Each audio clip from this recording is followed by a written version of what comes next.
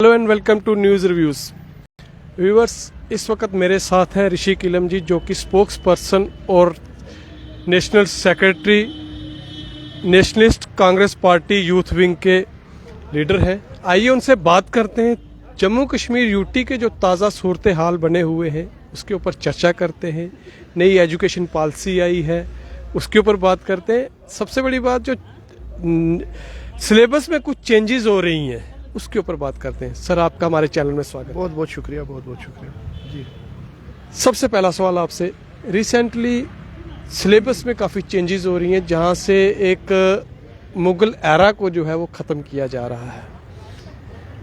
आपको क्या लगता है कि किसी चीज़ की हिस्ट्री को मिटा देने से हिस्ट्री ख़त्म हो जाती है? देखिए, सबसे पहले मैं आपको ये बताना चाहता हूँ कि ये भारतीय जनता पार्टी भाजपा ना सिर्फ आज से बल्कि पहले से कई सालों से और कई टाइम से, जब वो पावर में भी नहीं थे तब से उनकी ये मानसिकता है कि ये नाम बदलना, ये पुस्तकों पे हटाना, स्टोरी हटाना। लेकिन मैं उन्हें बताना चाहता हूँ, कब तक करोगे आप ये तानाशाही? अगर आप ये कर रहे हो, जबरदस्ती ये कर रहे हो, इससे क्या होगा? मुझे आज बताइए, आज जिस देश में, पूरे भारत में, पूरे वर्ल्ड में अगर ताजमहल फेमस है, बाहर से कंट्री से लोग देखने आते, तो वो भी एक मुगलों ने ही बनाया, वो भी शाहजहां ने। हर एक मुगल खराब नहीं था, हर एक मुगल में कोई ना कोई ये नहीं था कि खोट थी। लेकिन मुझे एक चीज़ बताइए, जो अकबर बादशाह ने, जो शाहजहां ने, यहाँ पे आप रेड फोर्ट की बात कर लीजिए, आप फतेहपुर सिकरी की बात कर लीजिए, तो आप बाकी चीज़ों की बात कर लीजिए, कश्मीर में आप मुगल गार्डन्स की बात कर लीजिए, आप इतिहास को कहाँ तक चेंज करेंगे? मुझे बताइए। भारतीय जनता पार्टी की जो मानसिकता है वो एक सेक्युलर मानसिकता नहीं है, वो कहीं ना कहीं धर्म की राजनीति करते हैं। मैंने स्टार्टिंग से ही हर एक चैनल में ये कहा है, भारतीय जनता पार्टी जो है वो रीजनल पॉलिटिक्स करती है, वो धर्म को बांटती है। भारतीय जनता पार्टी, चाहे वो योगी आदित्यनाथ हो, चाहे वो नरेंद्र मोदी जी हो, चाहे अमित शाह हो, चाहे जम्मू के लीडर्स हो, भारतीय जनता पार्टी का मिशन जो है वो ये है कि वो रीजनल को डिवाइड करे। वो पॉलिटिक्स ऐसी करते हैं, मंदिर मस्जिद, यही पॉलिटिक्स है। मुझे बताइए, वो धर्म में बांटते हैं, शेड्यूल कास्ट, शेड्यूल ट्राइब, पहाड़ी, यही राजनीति है भारतीय जनता पार्टी की। लेकिन मुझे बताइए, आप ये इतिहास चेंज करके क्या मिलेगा आपको? मुझे बताइए, क्या ये हिस्ट्री आपको मिलेगी? मुझे बताइए, कश्मीर में भी ऐसी जगह है तो उनका भी नाम आप चेंज करेंगे? मुझे बताइए, उससे क्या मिलेगा आपको? आखिरकार रिजल्ट, या तो कुछ रिजल्ट मिले ना। भारतीय जनता पार्टी 8 साल से, 10 साल से लगातार हिंदुस्तान के युवाओं के साथ खिलवाड़ कर रहे हैं, लोगों के साथ खिलवाड़ कर रहे हैं। बस यही राजनीति कर रहे हैं कि हम कब धर्म की राजनीति करें, हम कब मंदिरों के नाम चेंज, मस्जिदों के नाम, बस यही पॉलिटिक्स है। ऋषि जी, आप नेशनल पार्टी से जुड़े हुए हैं, नेशनलिस्टिक कांग्रेस पार्टी से हैं। आपसे मैं एक बात जो जानना चाहूँगा, जब 2014 में भारतीय जनता पार्टी की सरकार आई थी तो उन्होंने बड़े बड़े वादे किए थे कि नौकरियों का जो भंडार है वो लग जाएगा। इस वक्त पूरे देश में नौकरियों की स्थिति कैसी? देखिए, भारत के हमारे प्रधानमंत्री नरेंद्र मोदी जी ने पहले कहा कि 2 करोड़ रोजगार, उन्होंने कहा काला धन वापस लाएंगे, उन्होंने कहा 15 लाख अकाउंट में आएंगे, उन्होंने कहा 2019 में जब इन्होंने जबरदस्ती फोर्सिबली 370 हटाया, उस टाइम इन्होंने बोला, प्रॉमिसेस किए 50,000 नौकरी, अच्छे दिन, नया जम्मू कश्मीर, बहुत कुछ मिलेगा। भारत के साथ जम्मू कश्मीर होगा तो रोजगार। क्या हम पहले पाकिस्तान में थे? मुझे बताइए, क्या आप बताइए, आज के वक्त में जम्मू कश्मीर के हर एक घर से एक ही आवाज है कि हमारे पुराने दिन हमें वापस कर दो। मुझे बताइए, हम 370 हटने के बाद कौन सी डेवलपमेंट हुई जम्मू कश्मीर में? मुझे बताइए आप कि 2014 के बाद नरेंद्र मोदी जी की सरकार आई, कौन सी डेवलपमेंट हुई? कौन सा भला हुआ युवाओं का? कितने रोजगार आपने दिए? मुझे बताइए, आपने जीएसटी, आपने कौन कौन से कानून लाए ताकि युवाओं को परेशान करे, ताकि हिंदुस्तान के नागरिक को परेशान करे, हैरासमेंट करे? आपने किया क्या? ऋषि जी, आपको मैंने हमेशा हर जगह उस जगह खड़े पाया जैसे कहते थे जम्मू कभी मंदिरों का शहर हुआ करता था, आज धरनों का शहर से प्रचलित है। कि हम नहीं, मीडिया वाले नहीं, लोग कहते हैं, और जगह जगह धरने भी आपको देखने को मिलते हैं। सड़कों पर युवा है, सड़कों पर एम्प्लॉइज हैं, सड़कों पर माइग्रेंट्स हैं। इसके ऊपर आप क्या कहते हैं कि सरकार ने कितना इन लोगों को प्रोटेक्शन दिया है? देखिए, हमारे देश के प्रधानमंत्री, याद दिलाना चाहता हूं, हमारे देश के प्रधानमंत्री जो है, उनका एक ड्रीम प्रोजेक्ट है बेटी बचाओ बेटी पढ़ाओ, जिसका स्लोगन भारतीय जनता पार्टी बार बार देते। लेकिन आप बताइए, कश्मीरी पंडितों की बात करें, माताएं बहनें, डेली वेजरों की बात करें, माताएं बहनें सड़कों पे प्रदर्शन कर रहे हैं। कश्मीरी पंडित इतने मंथ उन्होंने यहाँ पे धरना प्रदर्शन, दिन रात उन्होंने हंगर स्ट्राइक की, लेकिन किसने सुनवाई की? एलजी साहब तो तानाशाही है ही, हिटलर है ही। उनको इतना ये नहीं हुआ कि वो यहाँ से उनकी डेली वेजरों की बात सुने, उनको इतना नहीं हुआ कश्मीरी पंडितों की बात करें। कश्मीरी पंडितों को तो ये फॉर ग्रांटेड ही लेते। लेकिन मैं बताना चाहता हूँ, कब तक चलेगा ये हिटलर राज? आज हमारे डेली वेजर भाई सड़कों पे है, आज हमारे जितने भी एम्प्लॉयज हैं सब परेशान है। मुझे बताइए कोई ना कोई ये रास्ता हमारे एम्प्लॉयज के लिए निकाले। अगर मीडिया कर्मी भी नहीं होंगे तो मुझे नहीं लगता हमारी एडमिनिस्ट्रेशन तक ये बात भी पहुंचेगी। अगर आप लोग मीडिया जो हमारे साथ देते हैं हमेशा, अगर आप ये बात एडमिनिस्ट्रेशन तक नहीं पहुंचाते, एलजी के कानून तक, तब भी कुछ 1% हमें उम्मीद है कि नहीं कुछ होगा। लेकिन जल्द से जल्द इसका फैसला होना चाहिए, वन टाइम सोल्यूशन होना चाहिए। अगर नहीं होगा आप मजबूर करोगे हमें ना सिर्फ जम्मू बंद बल्कि भारत बंद करने के लिए। फिर आप कहते हैं ये अपोजिशन पार्टी अपनी मनमानी करते हैं, लेकिन ये नहीं चलेगा क्योंकि आपने हमारे डेली वेजरों का जीना हराम किया है, आपने हमारे एम्प्लॉयज का, आपने युवाओं का तो बेड़ा गर्क कर ही दिया। युवाओं का फ्यूचर जो है वो डार्क में है इस टाइम ना सिर्फ हिंदुस्तान का बल्कि मैं जम्मू कश्मीर की बात करूं, सबसे ज्यादा बेरोजगारी जम्मू कश्मीर में। आतंकवाद फैल रहा है, ड्रग्स फैल रहा है। क्यों? क्योंकि आपने जब हमें यहाँ बेरोजगारी दी, झूठे प्रॉमिस किए, देश का प्रधानमंत्री झूठा है, तो हम किस पे यकीन करें? मैं fire and services, emergency services aspirants के ऊपर आपके तवज्जो ले जाना चाहूँगा। गवर्नर साहब ने कहा था कि आप मेरे को कोई भी एक सबूत दे दो तो करप्शन के खिलाफ हम करप्शन को बर्दाश्त नहीं करेंगे। वो लोग बार बार सड़कों में चीख चीख के कह रहे हैं, सड़कों पे अभी तक वो बैठे हुए हैं। आप भी उनसे मिले, आप इस करप्शन को कैसे देखते हैं? मैं आपकी चैनल के माध्यम से ऑन रिकॉर्ड कहना चाहता हूं, एलजी साहब को अगर आप में थोड़ी सी इंसानियत है, अगर सही मायने आप करप्शन फ्री चाहते हैं देश, भाजपा के लीडर्स की फाइलें खोलो।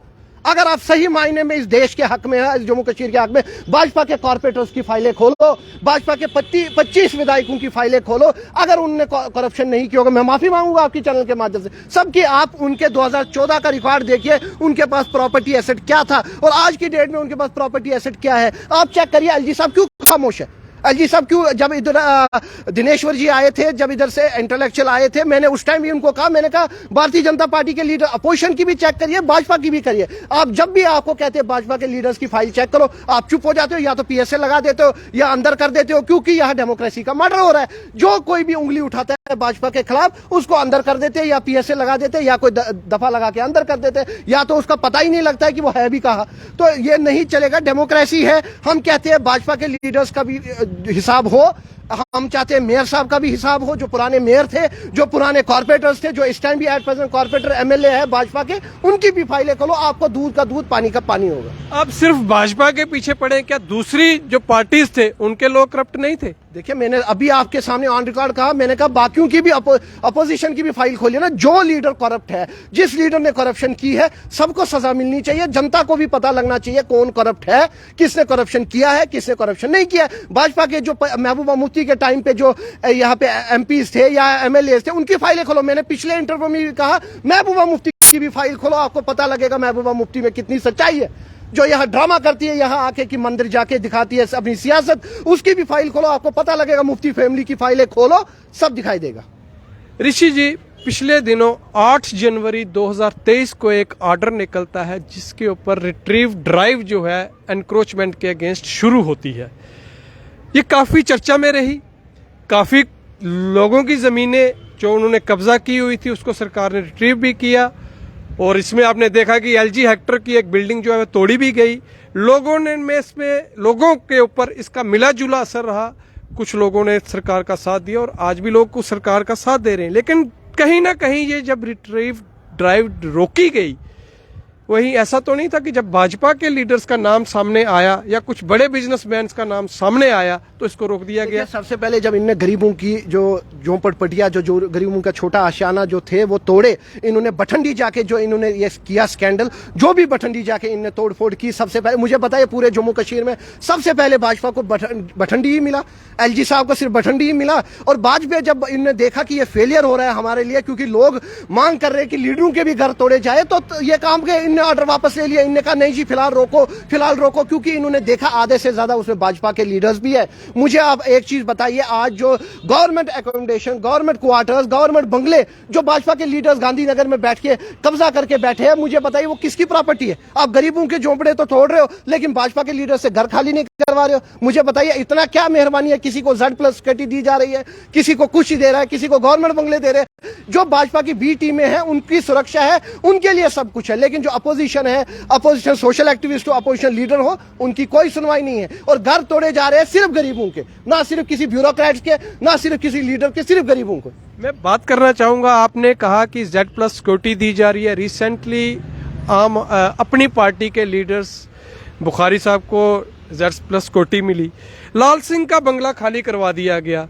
तो ऐसी क्या बात है कि अपनी पार्टी का बंगला जो है वो खाली नहीं कराया? ये है कि अगर लाल सिंह जी भाजपा में होते या लाल सिंह जी नरेंद्र मोदी रविंद्र रैना जिंदाबाद करते, आज उनके पास भी कोठी होती, आज उनके पास भी स्कटी होती, आज उनको भी वही मान सम्मान मिलता जो अल्ताफ बुखारी साहब को। हम इसके खिलाफ नहीं है कि उनको Z+ कोटी क्यों दी, लेकिन आप डिवाइड एंड रूल आप क्यों पिक एंड चूज कर रहे हो? जब एक दूसरी अपोजिशन पार्टी का लीडर है उसको आप उसको आप एक PSO नहीं दे रहे हो, तो दूसरी पार्टी को आप Z+ कोटी दे रहे हो, उसको गवर्नमेंट बंगला दे रहे हो। मेहरबानी ऐसी क्या है मुझे बताइए? गांधीनगर में अपनी पार्टी को आप उनको ऑफिस भी दे रहे हो, कश्मीर में भी सेटअप दे रहे हो, सब कुछ दे रहे हो, लेकिन जो बाकी अपोजिशन पार्टी है उनको आप कुछ नहीं दे रहे हो। क्यों इतनी मेहरबानी क्यों? अगर हम भी बी पार्टी बनेंगे तो सुबह हमारे, लेकिन हम मरना पसंद करेंगे, लेकिन हम आपके बीजेपी के सामने झुकेंगे नहीं। ना हम बी पार्टी बनेंगे, ना हम कोई पार्टी बनेंगे उनके लिए।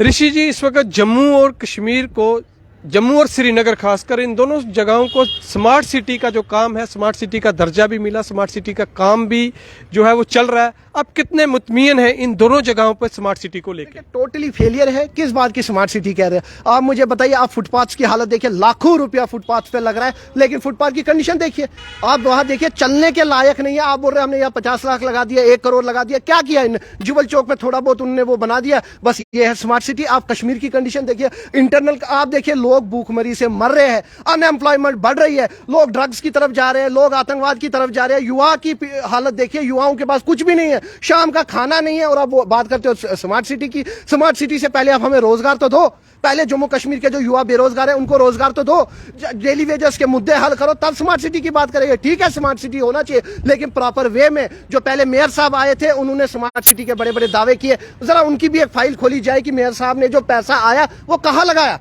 किसको टेंडर दिए, कहा गया पैसा जो स्मार्ट सिटी के नाम पे आया था चंद्रमोहन गुप्ता जी के टाइम पे जब वो मेयर था, एडमिनिस्ट्रेशन ने पूरा पैसा लगाया या नहीं लगाया?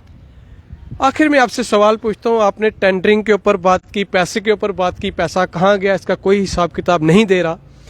बिजली के बिल फर्स्ट से जो है टैरिफ बढ़ गया है, टोल प्लाजाज का टैरिफ बढ़ गया है जम्मू कश्मीर में, और प्रॉपर्टी टैक्स भी जो है वो भी लागू हो गया है। हमारी सरकार जो है, LG सरकार, LG प्रशासन जम्मू कश्मीर से रेवेन्यू इकट्ठा कर रहा है, जबकि LG साहब का ये कहना भी था पिछले दिनों कि जम्मू कश्मीर के लोग बिजली पानी का किराया नहीं देते। तो किसी ने उनसे ये बात पूछने की कोशिश नहीं की कि जो आपके पास रेवेन्यू इतना इकट्ठा हुआ, बिल तो सबके पास आते हैं, हम भी पे करते हैं, आप भी पे करते हैं, और यहाँ जो बाकी लोग हैं वो भी पे करते हैं, तो वो कौन सा पैसा था? और जो टैक्स लगा है, क्या जम्मू कश्मीर की जनता, जम्मू कश्मीर के लोग ये टैक्स देने में सक्षम है? सबसे पहले मैं आपको बता दूं, सक्षम यहाँ जम्मू कश्मीर कोविड के बाद कोई सक्षम नहीं है, क्योंकि आप हालत देखिए, बिजनेस पूरा ठप है, बिजनेस की कंडीशन देखिए, लोग बिजनेसमैन की कंडीशन देखिए, जम्मू कश्मीर की इंटरनल हालत देखिए, ग्राउंड क्या है। आप ये मत देखिए कोई गाड़ी में घूम रहा है बस यही बिजनेस है, अंदरूनी हालत देखिए, कमर टूट चुकी है बिजनेसमैन की। मुझे बताइए, LG साहब से मैं पूछना चाहता हूँ, या एडमिनिस्ट्रेशन से, जो बिजली के किराया है, मुझे एक घर भी सामने ला के बताओ जो बिजली का बिल नहीं भरता है, जो पानी का बिल नहीं भरता है। तो आप प्रॉपर्टी टैक्स अगर आप ले रहे हैं, जब आप स्टैंप ड्यूटी, हम कोई घर खरीदते हैं, कोई जमीन खरीदते हैं, उस टाइम हम 7%, 10% प्रॉपर्टी टैक्स देते हैं, और आज आप हमसे और टैक्स ले रहे हैं। फिर आप हमें सुविधा भी वैसे दो ना, फिर हमारे घर को मेंटेन भी करो, फिर उधर पेंट भी करो, फिर रिनोवेशन भी करो, सब काम करो। अगर आप प्रॉपर्टी टैक्स, मैं आपकी चैनल के माध्यम से बताना चाहता हूं कि LG साहब जो है वो हिटलर से भी बदतर रूल कर रहे हैं जम्मू कश्मीर में। हम जल्द से जल्द चाहते हैं कि LG साहब को यहाँ से चेंज किया जाए, और मैं आपकी चैनल को ये बधाई देता हूं कि कल आपने नासिर टनल की जो कंडीशन है वो भी आपने सामने लाई, हकीकत लाई, क्योंकि ये हमसे डबल से डबल टोल लेते हैं। लेकिन आप मुझे बताइए कंडीशन क्या है टनल की, अंदरूनी हालत देखिए, लाइटों की हालत देखिए। मैं आपकी चैनल का धन्यवाद करता हूं कि आपने कल जो वो है वो एडमिनिस्ट्रेशन के सामने लाई असलियत कि क्या है। मैं आगे भी उम्मीद करता हूं कि आपकी चैनल हमेशा जो है ये एडमिनिस्ट्रेशन के सामने लाएगी जो सच्चाई है। ऋषि जी, आपसे बातें और हालात के ऊपर चर्चा करने के लिए बहुत कुछ है, लेकिन समय जो है वो इजाज़त नहीं देता। आपने अपना कीमती समय न्यूज़ रिव्यूज़ को दिया, हम आपका बहुत बहुत धन्यवाद करते हैं। आप न्यूज़ रिव्यूज़ के माध्यम से व्यूअर्स को क्या मैसेज देना चाहते हैं? व्यूअर्स को मैं एक ही चीज मैसेज दूंगा कि हिंसा का कोई हमें रास्ता अपनाना नहीं है, तोड़फोड़ का कोई पत्थर नहीं, कोई भी नहीं। हमारे पास एक ही ऑप्शन है, आने वाले टाइम पे जल्दी जम्मू कश्मीर में चुनाव होंगे, और उस चुनाव में आपके पास वोट की ताकत है। आप ही वोट की सही इस्तेमाल करके आप लोगों एडमिनिस्ट्रेशन को जवाब दे सकते हैं। एक ऐसी सरकार बनाइए जो आपके हित में बात करे, एक ऐसी सरकार बनाइए जो डेली वेजरों की बात करे, जो गरीबों की बात करे, युवाओं की बात करे, कश्मीरी पंडितों की बात करे, हर कोई धर्म की राजनीति ना करे, एकजुट लेके इस देश को तरक्की की ओर ले। मैं चाहता हूं आप उसी लीडर को वोट करें, उसी पार्टी को वोट करें जो आपकी बात करे। धन्यवाद ऋषि जी। व्यूअर्स, ये थे हमारे साथ Rishi Kilam ji, national spokesperson, national secretary, Nationalist Congress Party youth wing के, जिनसे हमने चर्चा की, उनके विचार जो है आपके सामने रखे। और इन्होंने जिक्र किया कि कल हमने नाशरी चनैनी टनल के बीच के जो हालात हैं वो गवर्नमेंट को दिखाए। न्यूज़ रिव्यूज़ व्यूअर्स आपसे वादा करता है और पब्लिक से रिक्वेस्ट करता है, उनके पास कहीं भी जो मुद्दा है, कोई प्रॉब्लम है, वो हमारे साथ शेयर करें। हम आपसे वादा करते हैं हम आपकी उस प्रॉब्लम को एडमिनिस्ट्रेशन तक पहुंचाने की कोशिश करेंगे। और एलजी साहब, हम आपसे भी गुजारिश करते हैं कि हम अपने माध्यम से, अपने चैनल के माध्यम से जो भी आपको दिखाना चाहते हैं, आप उन पे गौर करिए और इसके ऊपर संज्ञान लेते हुए पब्लिक डेवलपमेंट्स के ऊपर काम करें। व्यूअर्स, धर्मिंदर सिंह दिलजीत को दीजिए इजाजत। देखते रहें न्यूज़ रिव्यूज़।